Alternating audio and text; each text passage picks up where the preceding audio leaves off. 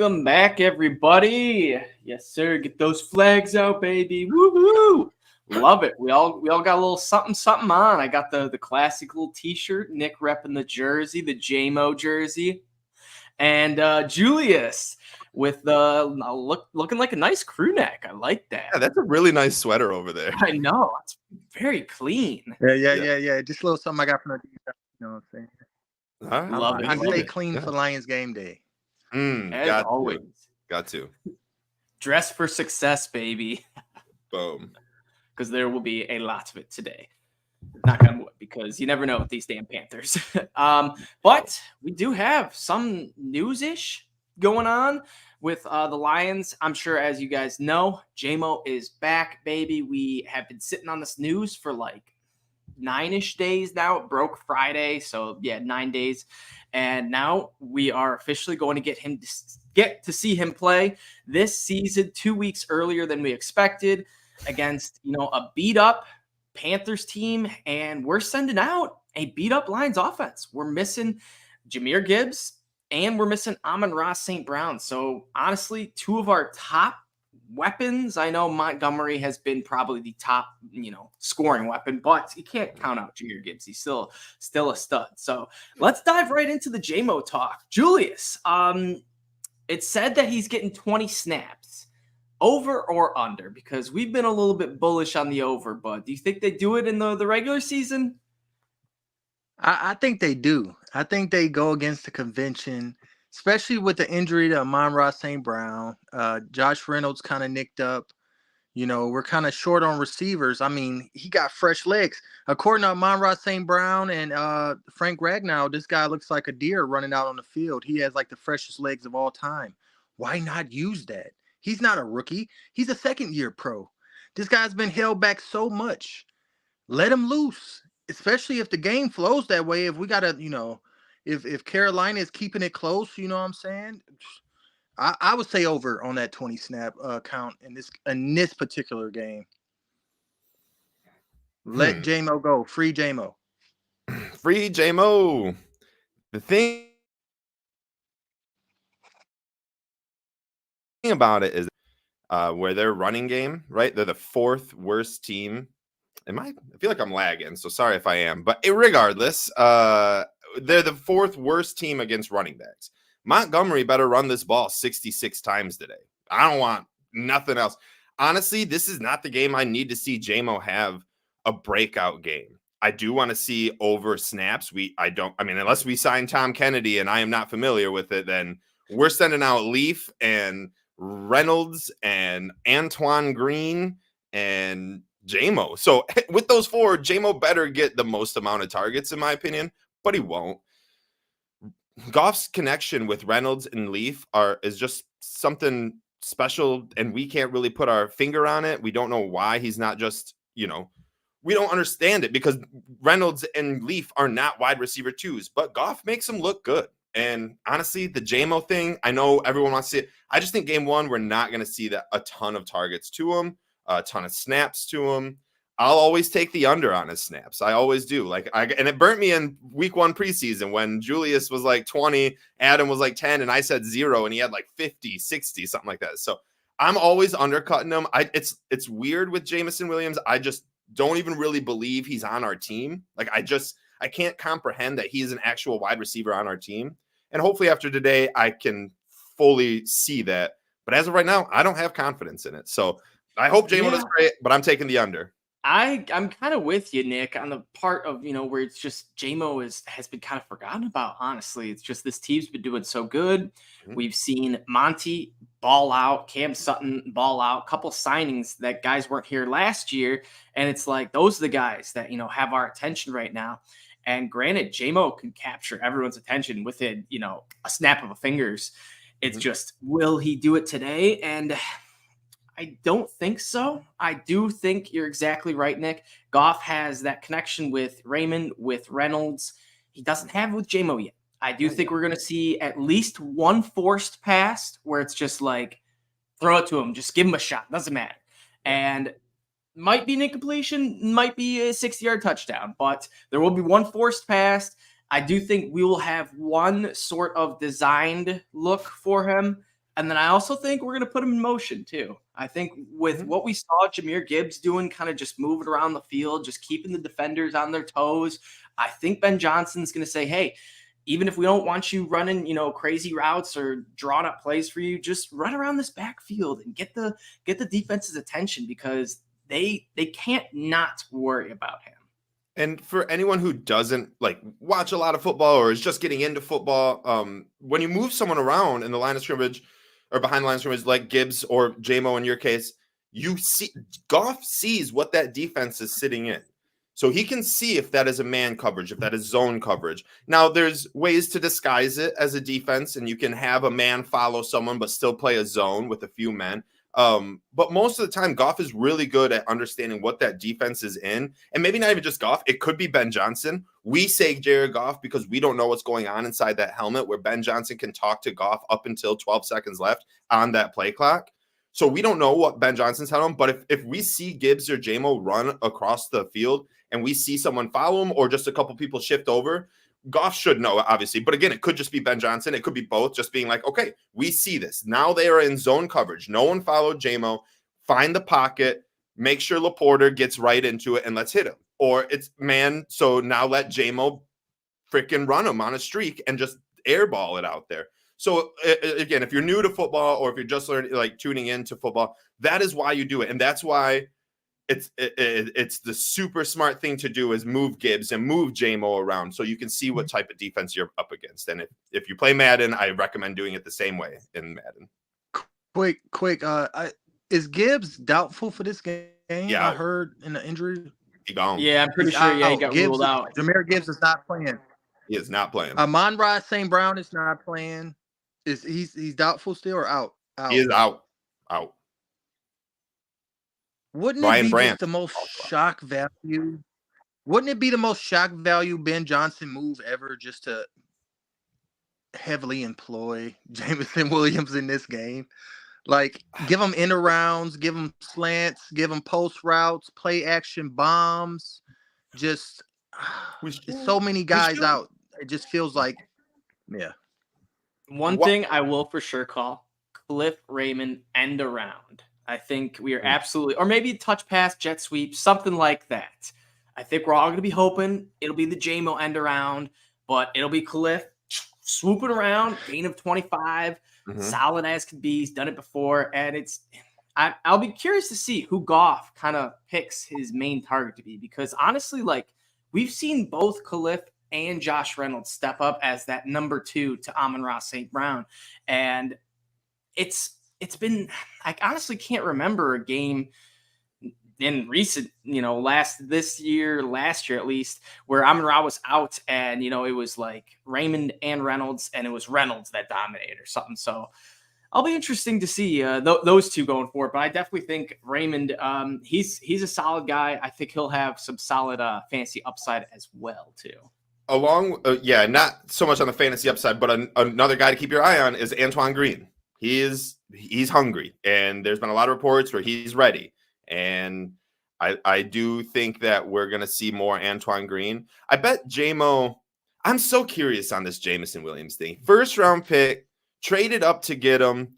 You can't just keep him. Adam, are you drinking a glass of milk right now? Always, yes. Big milk fan. Vitamin D or 2%? I gotta know. Don't tell me. So honest to God, real quick, Nick. Sorry to cut you off. I was making myself a glass of milk, and I'm like, I can almost guarantee if I take a sip of this, one of them boys is gonna say something. Be like, oh, there's 26-year-old Adam sipping on a glass of milk. Milk was a bad choice. Yeah. I know it's skim, Adam. Yeah, what kind of milk is it, bro? We got to know. Whole. Okay. Whole milk is great. Whole milk is great. That's what. Okay. All right. I don't even know what I was talking about. The milk, a glass of milk took me all off of what I was talking about. Let's go, JMO. That's what I was. And then Julius pounded. Was that a beer, Julius?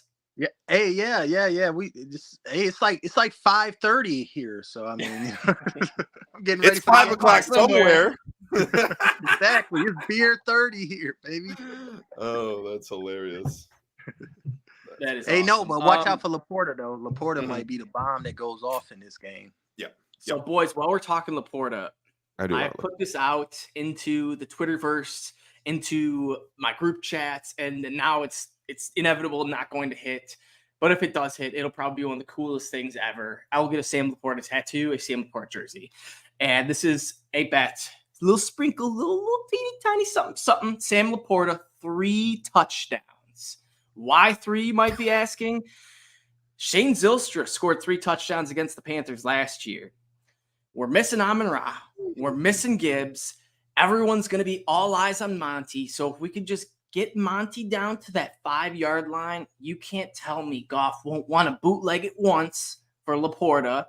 Then Laporta breaks another one. So now he's got 2. Once he's got those 2, everyone's thinking, oh, let's give the rookie a special day.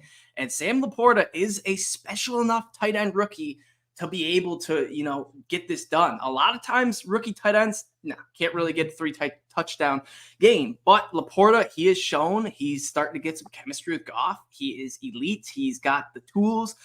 And I think it happened. And at plus 11,000, I think it's worth $1. I can see the dollar on it. I'll combat it. You brought up a really good point with us having Zylstra score 3 touchdowns last year. I didn't even think about that. But just going off of this year, the Carolina Panthers have only allowed 4 passing touchdowns. They've intercepted 4 times, only allowed 4 passing touchdowns in 4 games. That is 1 touchdown a game. They are one of 11 teams to not allow a tight end to score a touchdown yet this year. Okay, but that's meant to be broken. Washington hadn't either, and Cole Kmet scored a touchdown against them. However, they have allowed the 2nd most rushing touchdowns in the NFL with 6 so far through 4 games. Only Denver has allowed more, and that's 7, and 4 or 5 of them came in 1 game against Miami. Carolina is the worst rushing defense there is. So if it gets to a point where we need to rely on Sam Laporta and not David Montgomery, then shit's gone sour, in my opinion. Montgomery needs to have like 4 touchdowns today. And not just for my 5 fantasy teams that are starting him. It's for the sake of the Lions team. So Monty for 4 touchdowns is my spicy call over Laporta for 3. I like it. That's the inactives just came out. So also Levi is inactive as well. Broderick Martin, another inactive, which has he played yet this year? He hasn't played. He has not played a single snap, and we traded up in the 3rd round to get him. Yeah, which is weird. Just making sure I was right. And I don't know. And this, you know what this tells me? Isaiah Buggs is here to stay, folks. And Dan Campbell's like, you know what? I messed up, but that's okay because we're 3-1. Yeah, I don't even know if he messed up. Maybe it was all just a strategical chest move. Like, we're gonna sit Bugs for 2 weeks and just rev his engine up. Poke the bear move. And poke the bear, exactly. And that was genius. That's really what it was. Genius. That is genius. Yes, because it poked him. It sure did. He was pissed. Took the Lions. He took the Lions off social media. Like he was just let. We also. James Mitchell inactive, so another tight end down. We're down to just Laporta or Brock Wright. Never know. Watch Brock Wright have 3 touchdowns. I will cry. That would be hilarious because Brock Wright was starting and Shane Zylstra was the one to get 3 touchdowns. I know. Oh my gosh, don't say that. Anyways, let's talk about something else. Okay. Lions, first time being a 7-point favorite or more since 2017 against the Packers and Brett Hundley. So just goes to show that Vegas hasn't really not respected the Lions, but like respected them to the point of where they expect them to put a beat down on the bad teams. And that's exactly where the Lions need to be. I think all the fans are just like, we don't want a 7-point victory. We don't want a 3-point victory. We want a good old ass kicking, double digits. Just don't let the Panthers have any chance from start to finish. What Michigan's been doing these last 3 weeks. I want to see something like that. And that will truly tell you who the Lions are. Now, don't get me wrong. If we do, just win this game with 3-5 points, whatever, win's a win. And it's not going to be, Lions aren't for real. But we can show everyone something by just putting away a bad team. Yeah, Julius, you want to jump in before I get on it? Anything about the spread? Well, Adam, I think this is where our defense shows up again, right? Because it's all this talk about how the defense has made this crazy change from last year. They have the best run D in the league. Bryce Young is miniature. He's a rookie. I mean, his weapons at his disposal are below average. I need to see this defense use those things as facts and shut down Carolina. I can understand the offense struggles a little bit with the injuries we're looking at, although the offensive line is intact. I think all 5 starters are back together for the first time since Kansas City with Vaitai and Taylor Decker. I expect us to control this game. I mean, it should not be close. Even with the injuries. They proved this to me against Atlanta when they had, the injury report. I remember the injury report was looking so drastic after we lost CJ Gardner-Johnson, and we kind of doubted them. We was like, oh, man, Atlanta. No, I'm They're not still doubting undefeated too. I'm not doubting Ben Johnson and Jared Goff this time. And this offensive line, David Montgomery, Nick, he might very well have 4 touchdowns. I am not even worried right now. Am I too confident? I don't know. This is unseen territory for me, guys. I have never been this confident about the Lions. And it's so many these injuries. Usually injuries are a reason we're like, oh man, the injury's it's gonna sink us. We have picked the Lions to lose in the past based off the injury report. Not today. I feel pretty confident right now. Okay. So I am a little nervous of this game for a couple reasons. Not even the injuries per se. Yes, obviously that doesn't help, but Detroit 3-8 all time against Carolina, starting in 1999 all the way to now. Last time we won, we were up 20-13 as the clock winds down. Cam Newton scores a touchdown, 20-19. They go for 2 to win it with Ron Rivera, and they lose. Oh, nice. So we probably should have lost that game. But we didn't. We won. Carolina's just kind of got our number. Last year, we should have smoked them. Yeah, we played on a concrete turf, whatever. Also, this is like Detroit, at least all my friends, as we've been walking around all week, this is a revenge game, right? This is just like Seattle. This is a revenge game.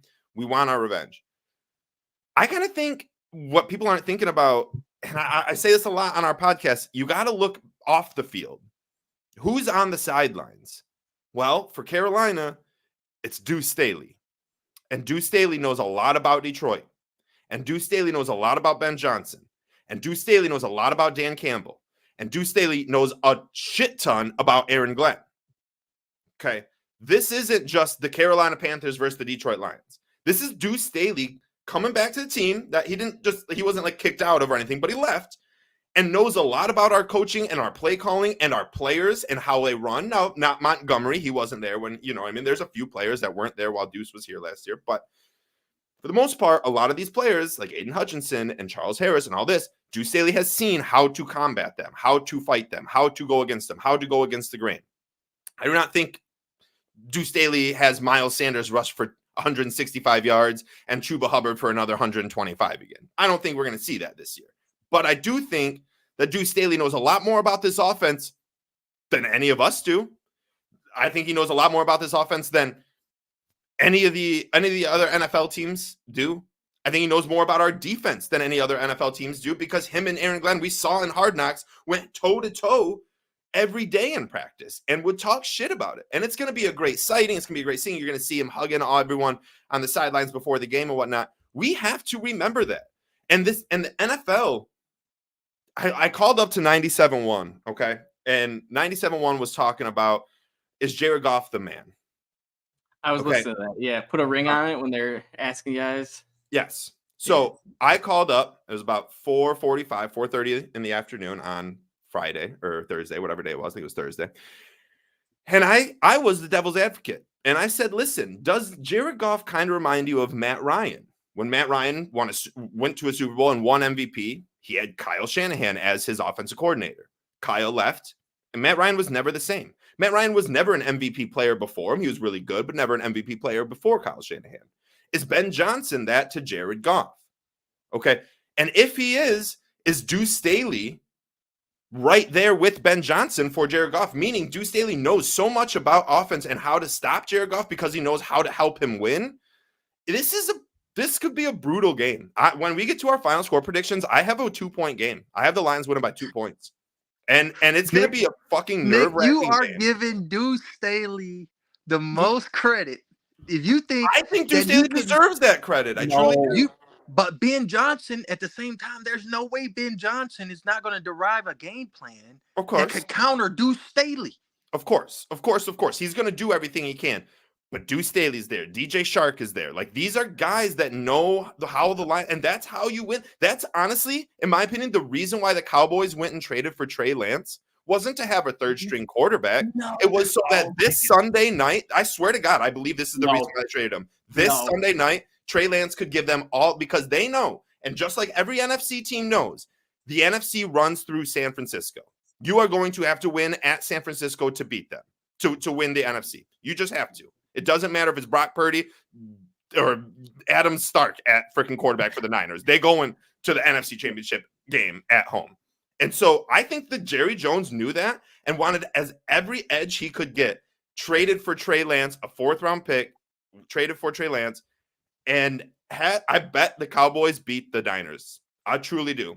And I truly believe that, because, guys, it's not just about on the field. It's about the sidelines. It's about the preparation. And we're the best at it, and we're going to win. I don't think I have us losing, but I think it's going to be a lot flipping closer than we think. I truly do. No chance it's within 7 points. I think the Lions stomped the crap out of the Panthers. Deuce Staley was a running backs coach. I don't think he brings much. He was the much. assistant head coach. He was the assistant head coach. That's true. All right.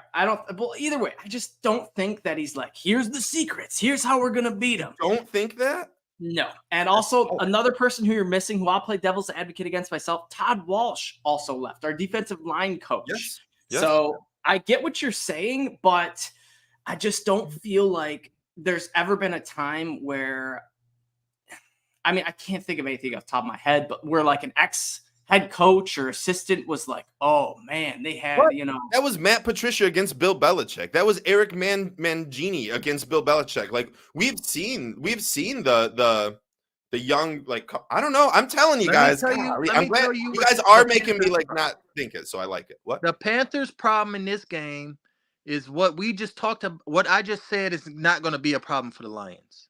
Injuries. Their secondary is decimated. They don't got J.C. Horn. They don't got Xavier Woods. They missing Shaq Lawson at linebacker.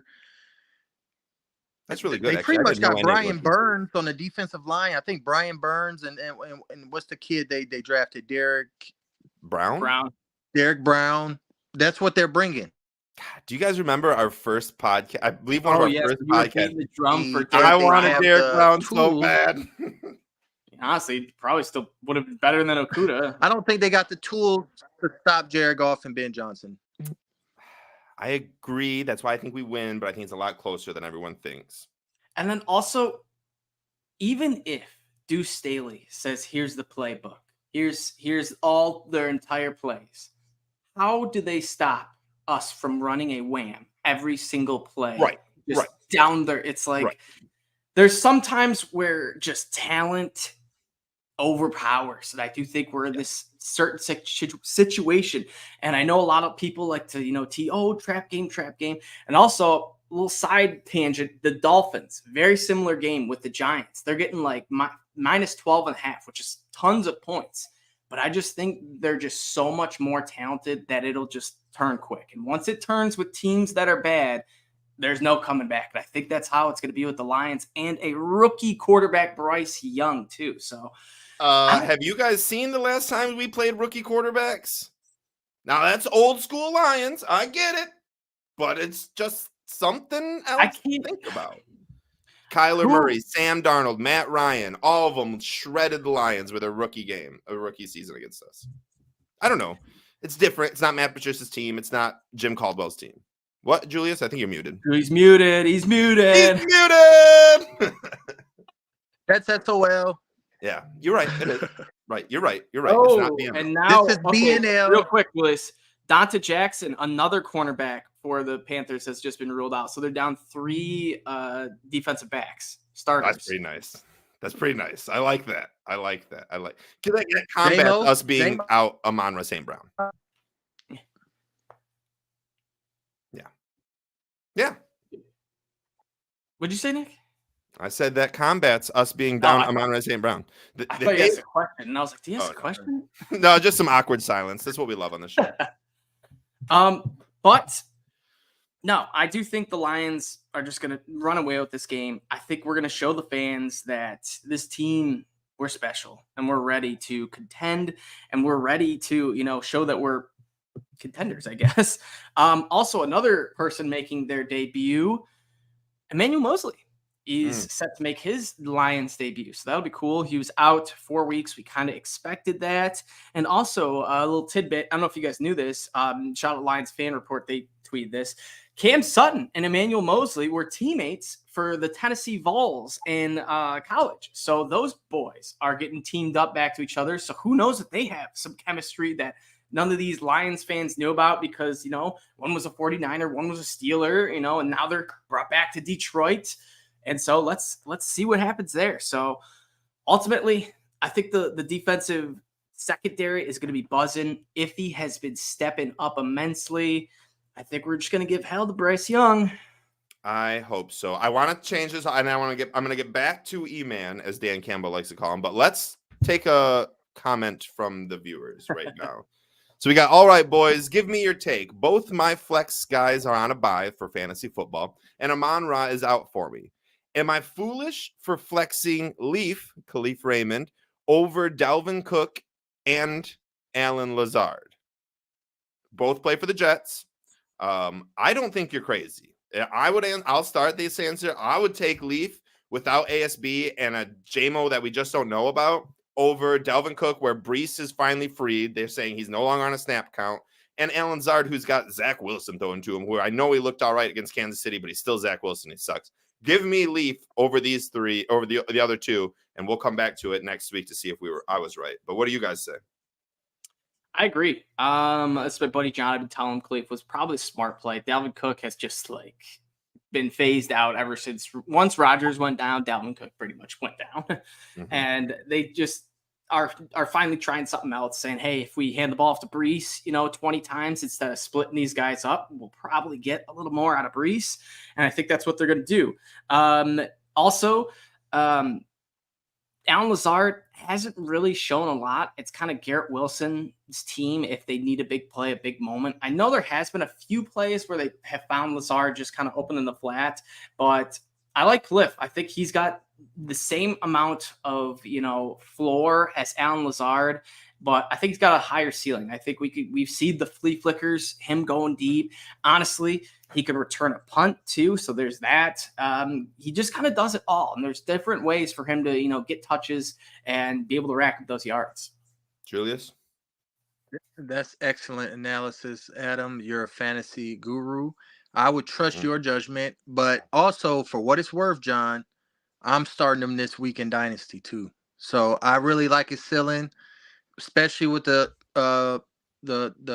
injury to Amon-Ra. Khalif does most of his damage from the slot, same as Amon-Ra St. Brown. So he has to be next guy up, I would imagine. You're going to see some production there this week.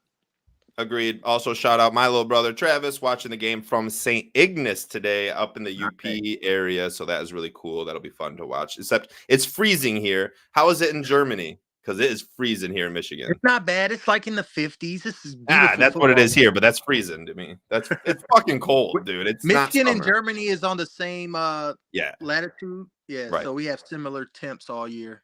It is tough. It is tough. No problem, John. All right. And then I want to get back to E-Man real quick. We were talking about Emmanuel Mosley making his debut. Is it spicy to say, I don't give a fuck? I don't care.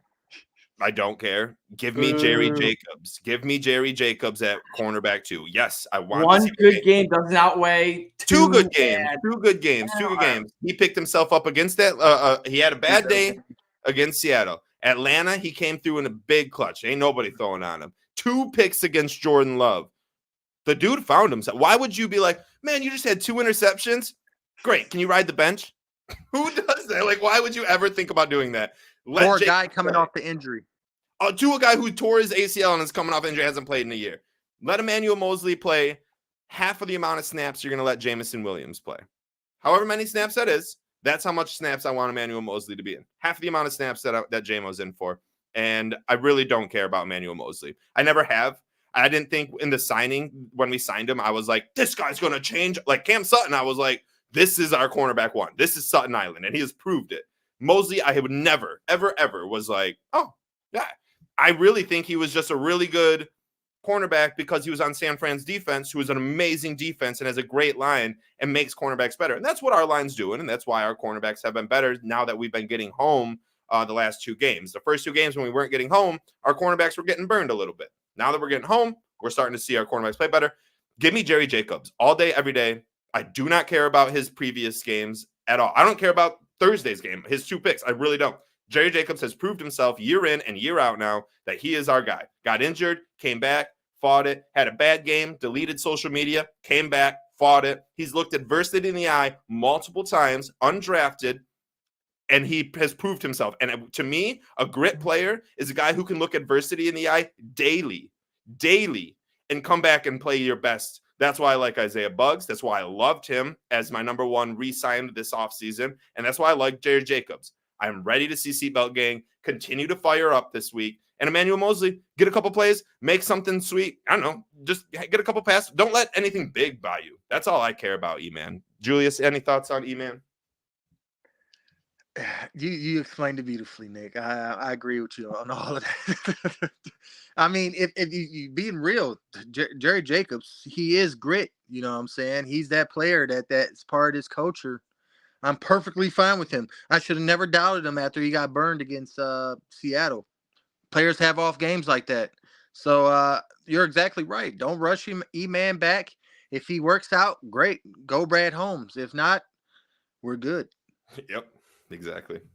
I agree. I do think he will be a little bit more impactful. Probably not the first, couple-ish weeks, but down like the stretch, I think like we're gonna see a point of like CJ Gardner-Johnson could be returning by week 16. Emmanuel Mosley playing very good. Jerry Jacobs balling out, and we're just slowly getting healthier. Everyone's coming into their own, and it's just the Lions have a 6-game lead in the North. And things are going great.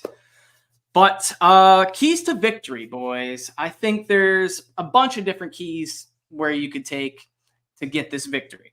Mine, 1 turnover or less. I think if we have 1 turnover or less, there's no way we're going to win this. Or no way we're going to lose this game. I think the only way we do lose is if we see some sort of, turnover explosion, just lots of turnovers for the Lions. I don't think that will happen, though.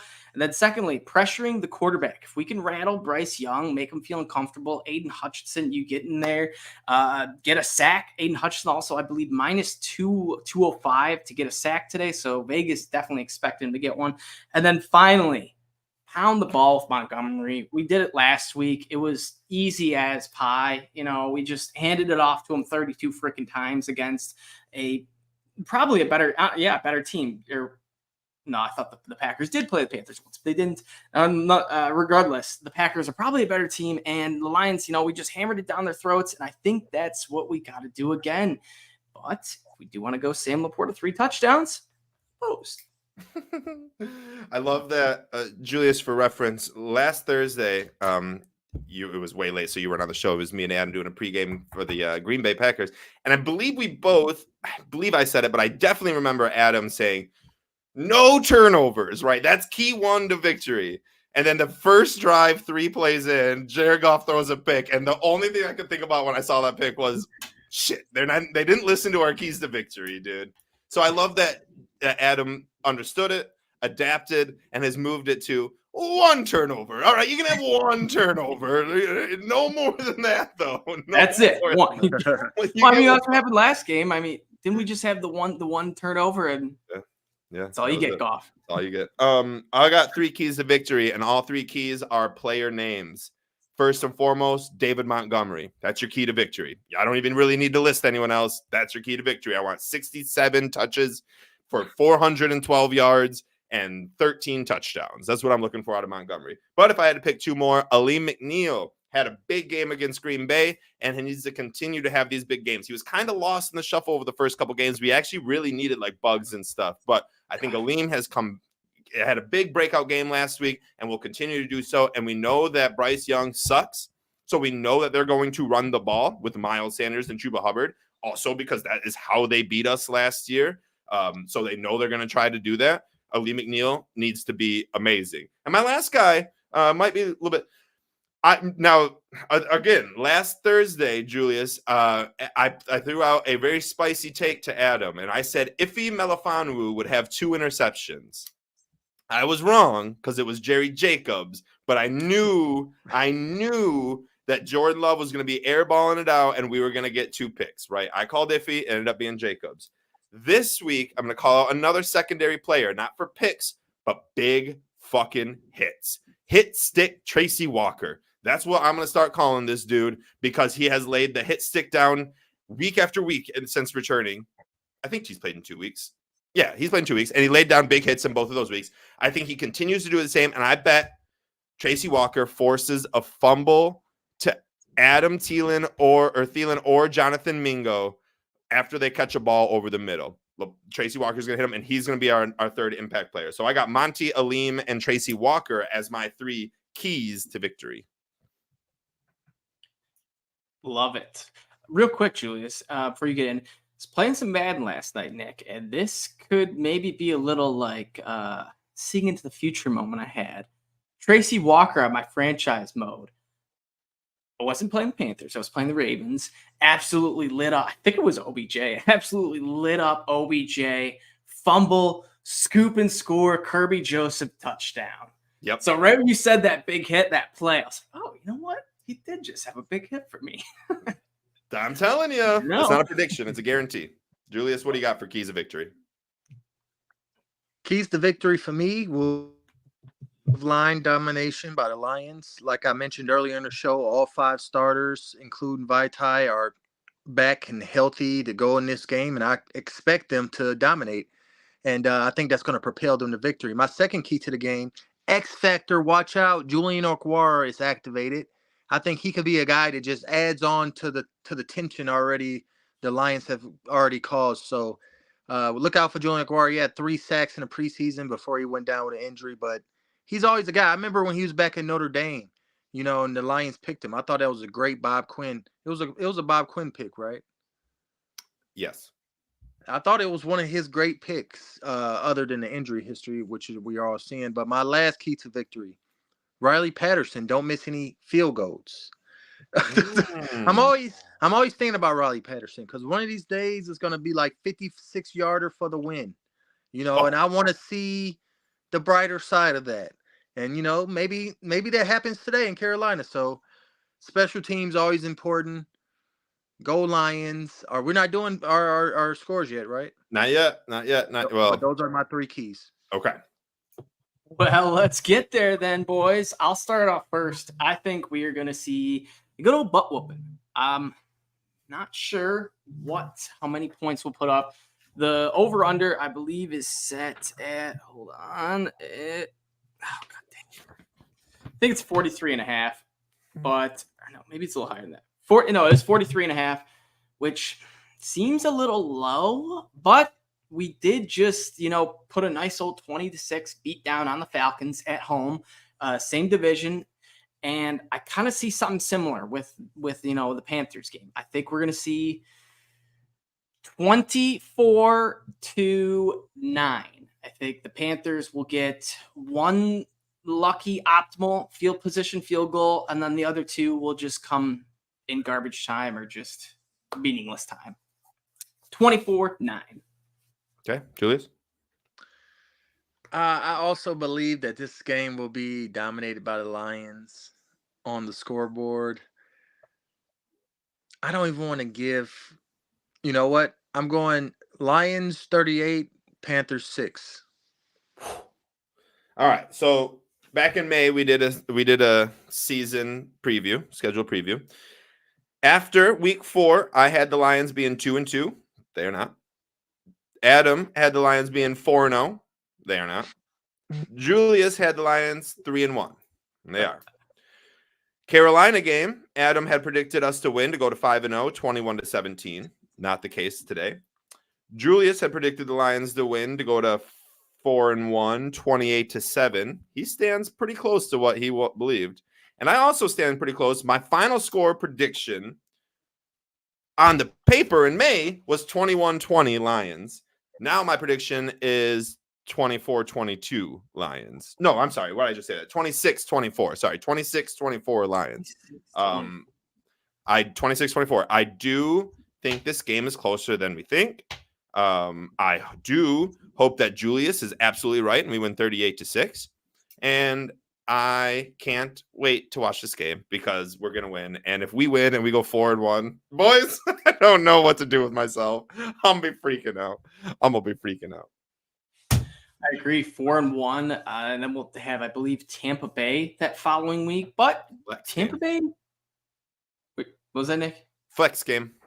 Yeah, that's right. Flex game. Yes. Also, the 4 o'clock, the one where they're like, hey, Julius.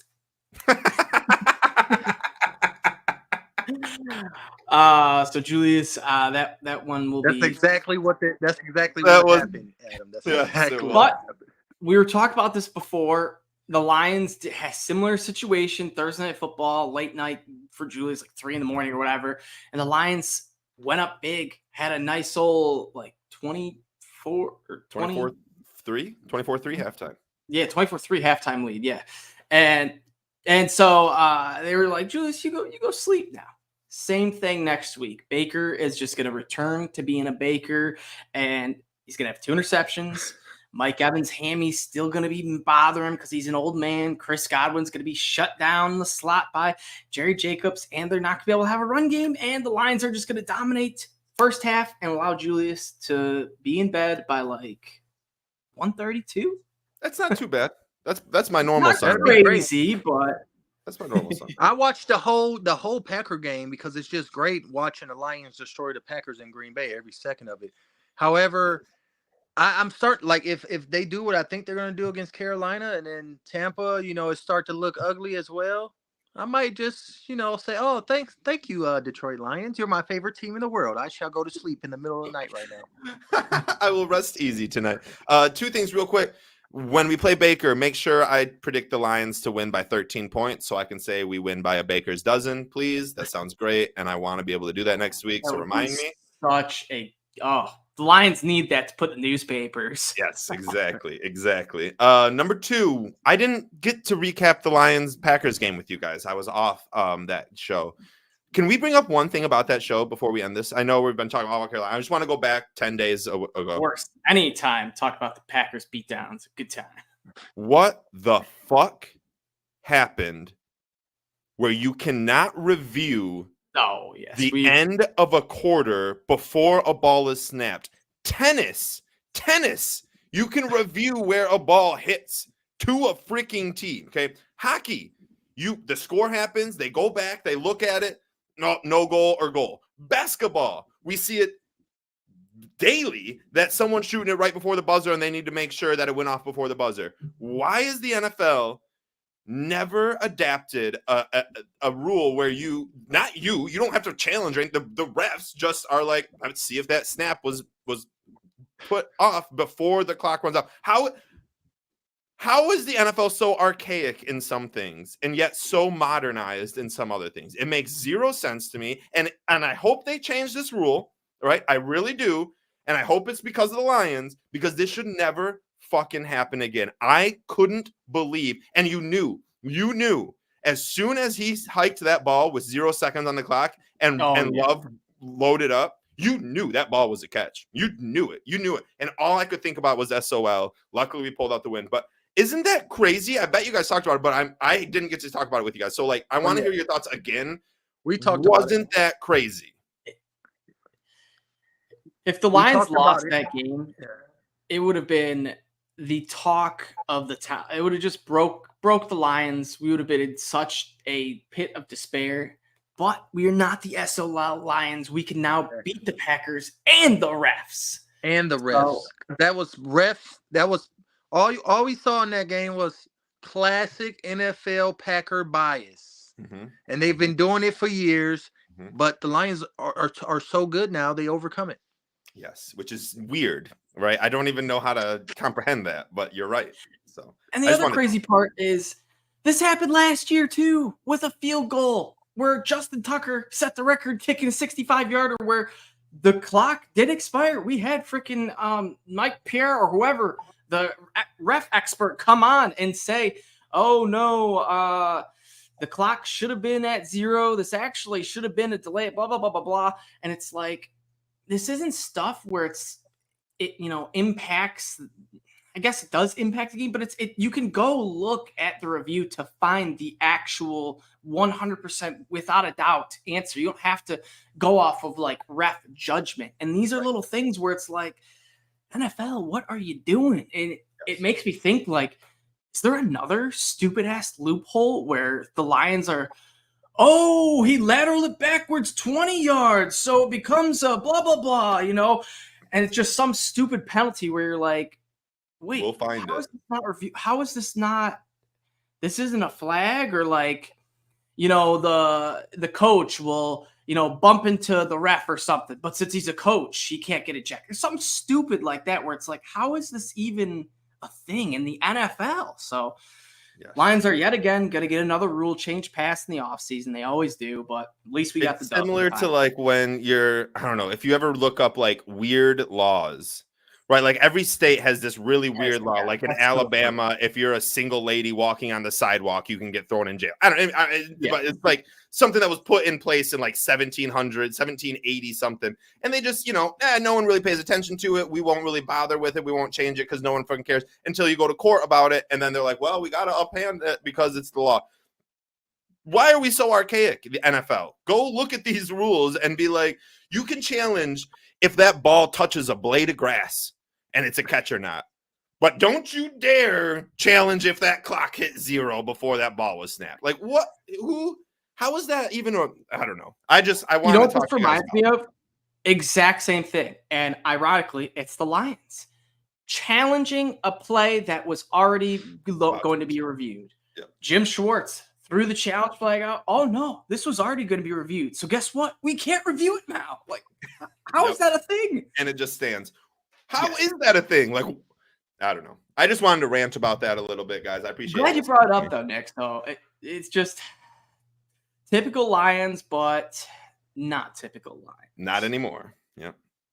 But as always, boys, I think that's going to do it for today's episode. Hopefully, we'll be able to get 1, 2, or 3 of us on for a little recap show. Maybe Monday, Tuesday. Yeah, we'll figure something out. We'll post on Twitter. Keep your eyes peeled. But if you're on Twitter right now, go peep our pinned tweet. We got a JMO Wilson. Nick's going crazy right now. I love it. We got JMO Wilson. JMO Williams. JMO Williams. Free JMO. If he scores the first touchdown of the game, we are giving away a Lions jersey or $100 cash to someone that likes or favorites the tweets, the pin tweets. So go check that out right now. You never know with JMO. He could do it. All it takes is one play. And without Amon-Ra, it's the limit with this guy. As always, check us out on Twitter at Honolulu Blues _ Check Julius out at the Fifth Top, Nick out at Nick Faber NFL, and myself at Everyday FFB. As always, boys, go Lions!